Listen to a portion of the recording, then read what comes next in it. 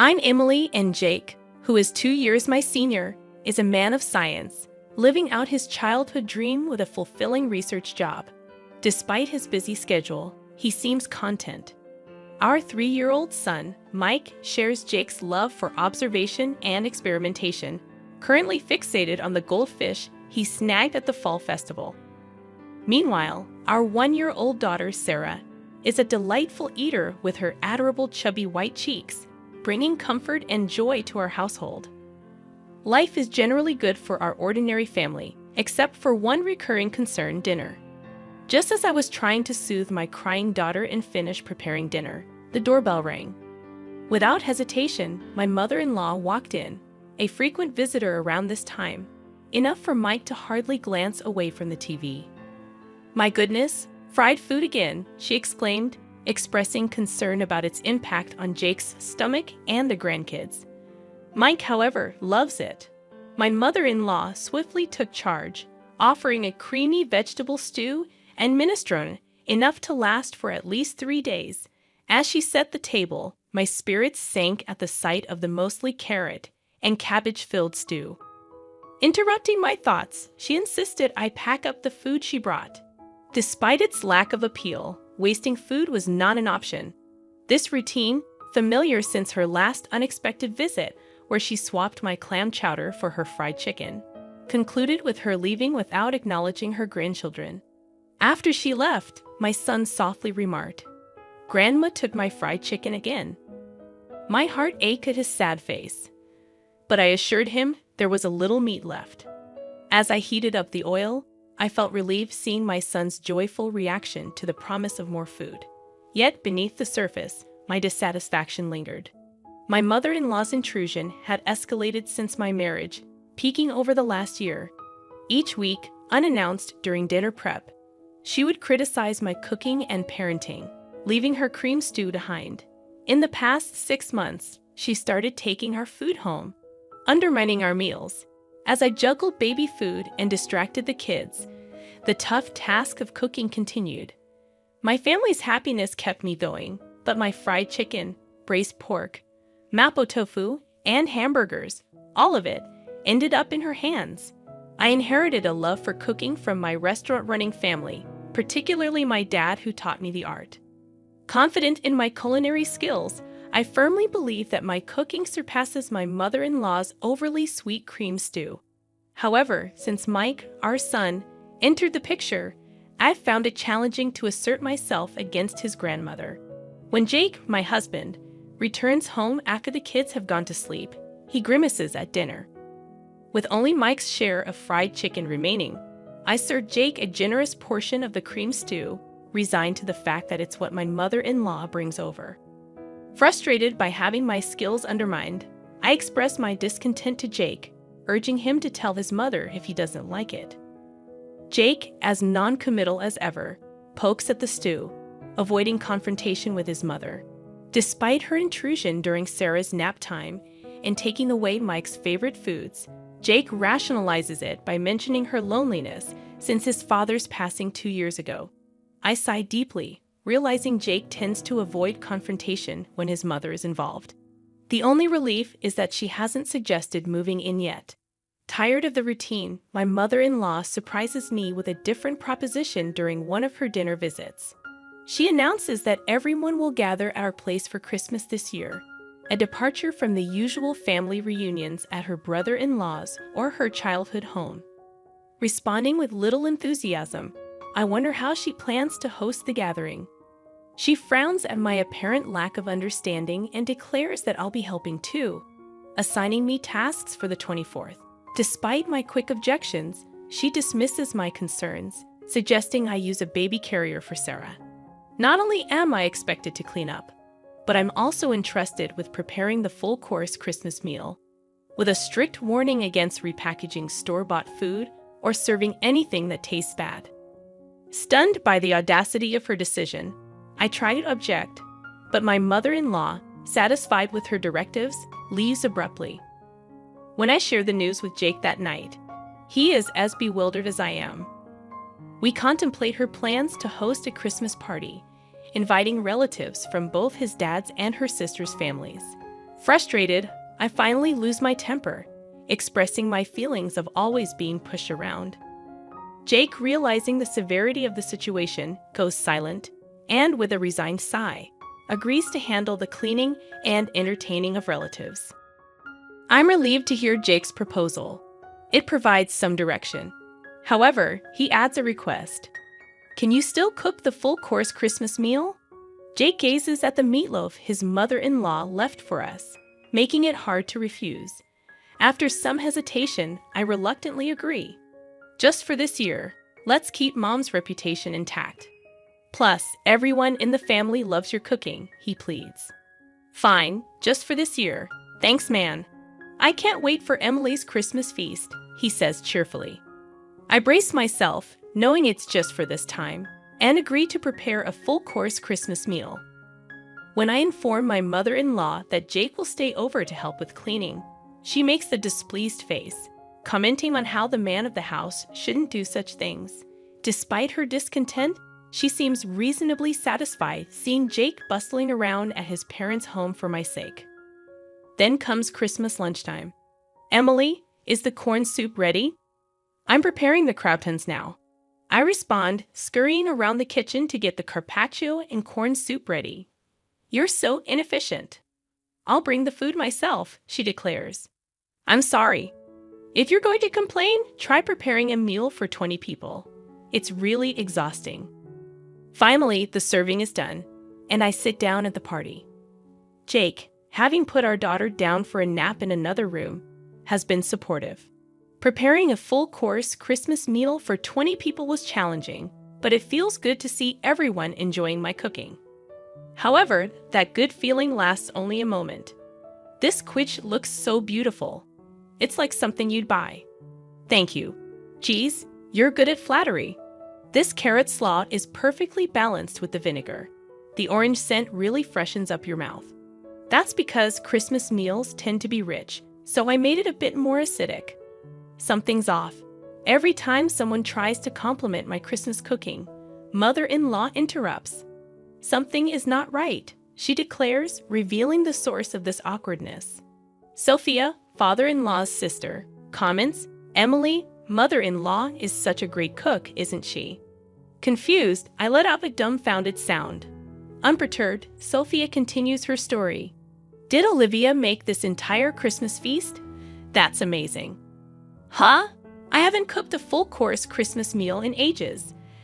I was going to leave it to my daughter-in-law, but she's absolutely terrible in the kitchen and never comes by, even when I offer to teach her. Mother-in-law talks about struggles she never even faced, leaving me puzzled. Oh, Emily, you should really take after Olivia while she's still well. Jake might miss the taste of home sometimes, you know. The way to a man's heart is through his stomach. Daniel, a relative hanging around, laughs as if mocking me. You know, Olivia, that pork belly stew you made last time was delicious. It's amazing you can cook both Western and Japanese dishes. It's not that big of a deal, but I'm glad you enjoyed it. Mother-in-law smiles and feigns humility. That pork belly stew was clearly my creation. As I stand there astonished, she mouths, "Go along with it." Apparently, she's been claiming all my dishes, including the Christmas feast, as her own and sharing them with the family. Now she wants me to be complicit in her lie. No way, especially after she's been criticizing my cooking all this time. Though I want to speak out.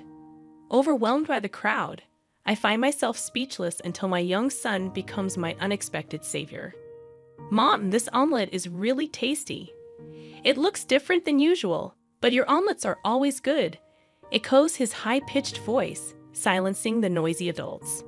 Sophia, perhaps out of kindness, attempts to cover for my son, saying, "Oh, Mike, this is actually what your grandmother made." Astonished, my son responds, "Huh? But it's tasty, so it's got to be Mom's omelette." Grandma's omelette is super sweet and gritty. It doesn't taste good. He passionately insists, gesticulating wildly, leaving the adults exchanging puzzled glances. Panic ensues, and the mother-in-law tries to intervene, saying, "Emily, don't teach the child to lie." Excuse me? Who's the one lying here? Mom, am I a liar?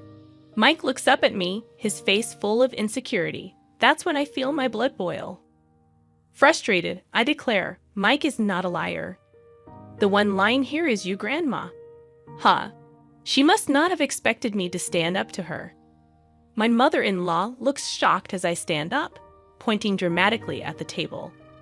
I made this entire Christmas feast, including the corn soup. Everything from start to finish. Naturally, the room erupts in response. My flustered mother-in-law begins to panic and yells, "Wait, wait, wait. Emily, you've been lying this whole time. Have you lost your mind?" I'm not lying, I assert. Sophia, pulled into this, looks up at me surprised. Yes, it was delicious. I made that too. You're terrible, stealing credit for Jake's mom's cooking and trying to set her up. You're the worst daughter-in-law, I accuse. Attempting to defend herself, my mother-in-law hesitates, then shouts, "It's a secret family recipe. I can't tell you in public." The relatives, initially disgusted by our petty fight, start to see who was in the right. But my husband Jake appears near the door, restraining me with a stern voice and face. "Emily, that's enough." My mother-in-law clings to Jake, looking like a tragic heroine. Jake, addressing his mother, says, "Mom, you're the awful one here. This entire Christmas feast Emily made all day while taking care of the kids. Trying to take credit for it is pretty low." Caught in the middle again, Sophia looks at the creamy stew, recalling how sweet it was. "Yeah, it was insanely sweet, wasn't it, Mom?"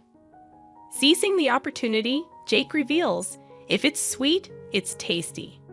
She's always been cautious about salt and oil, but uses sugar with no limits. So all her dishes taste like a block of sugar. The truth unfolds, exposing mother-in-law's lies. Disillusioned, the family realizes that all the recent dishes were likely made by me, not her. Mother-in-law, exposed for all her lies, panics and tries to appeal to Jake's emotions. "Why are you siding with your daughter-in-law? I'm your mom," she pleads. The revelation leaves everyone in the family disillusioned with the mother-in-law. "I never wanted to say this, Mom. I thought your actions were driven by loneliness since Dad isn't here, so I've been having Emily put up with you. But what you're doing is nothing short of harassment towards her. There's no reason to protect you anymore. Don't see Emily or the kids ever again." Jake, firm in dismissing his begging mother, starts to clean up the Christmas feast. Then he apologizes to the relatives, saying, "I'm sorry for the disturbance this Christmas. Emily, Mike, let's go." As Jake takes Mike's hand and stands up, Mike glances at his grandmother and asks, "Grandma, where's your I'm sorry?" When you lie, you say "I'm sorry," then you get forgiven, right? Isn't that right, Mom? I get it. You have to be forgiving when it comes to raising kids, but a simple sorry isn't going to cut it. Luckily, I didn't have to worry for even a second. Mother-in-law clenched her lips so tightly they looked like they'd bleed, clearly having no intention of apologizing. Seeing her, Jake sighed as if he had enough. Grandma can't even say "I'm sorry," and she's supposed to be an adult. How sad. Let's go home and have Mom's delicious Christmas feast. Okay. We left behind a growling mother-in-law and confused relatives, carrying our sleeping daughter and the Christmas feast. As we left Mike's house, we went straight to my parents' place and served the Christmas feast. Everyone was delighted and ate with joy. This is what I had been striving for, so my heart was full. Jake, of course, apologized profusely and promised never to let us meet his mother-in-law again. Apparently, the atmosphere at my house remained awkward. His relatives dispersed, leaving only a soulless mother-in-law and some bland food. The next day, mother-in-law's sister and her husband, as well as Jake's sister, visited as promised. Seeing the bland food, they chuckled and said figures.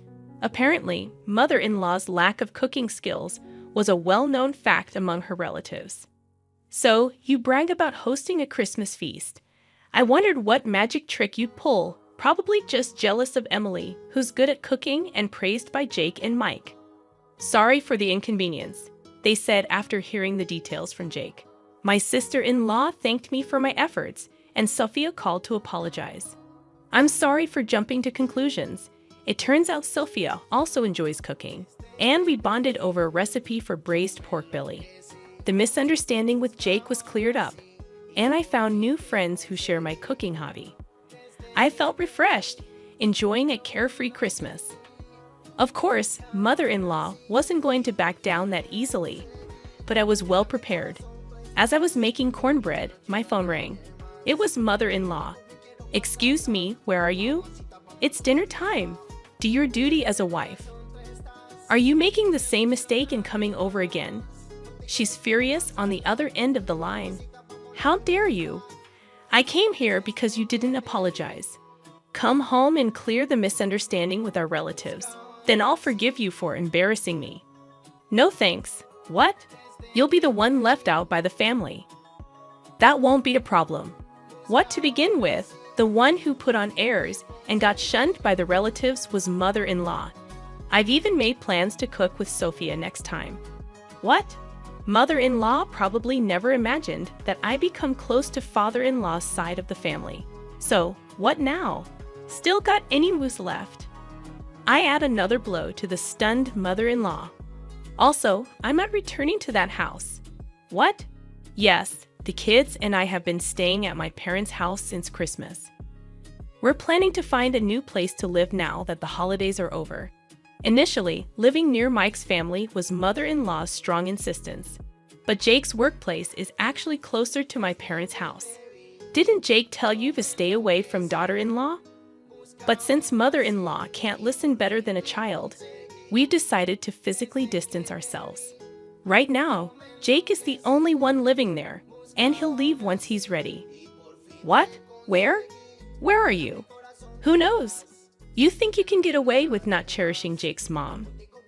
Yes, because Jake and sister-in-law have forgiven me. It's okay. Well, wait. What? Thank you for everything so far, mother-in-law. I'm so happy I'll never have to see you again. Goodbye. Wait a minute. With a bit of a laugh, I hang up on mother-in-law, who's screaming like a villain in a superhero show. Then I block her number to make sure I never have to hear her voice again. 2 years later. Mom, what's for dinner today? Hamburgers. Yay! I love Mom's burgers the most in the world. Sarah loves them too. Dad loves them the most in the universe. Dad, that's not fair. My family happily waits for my cooking in the living room, playing around as I fry the burgers in the kitchen. My heart warms up again today, watching them eagerly await my cooking, smiles on their faces.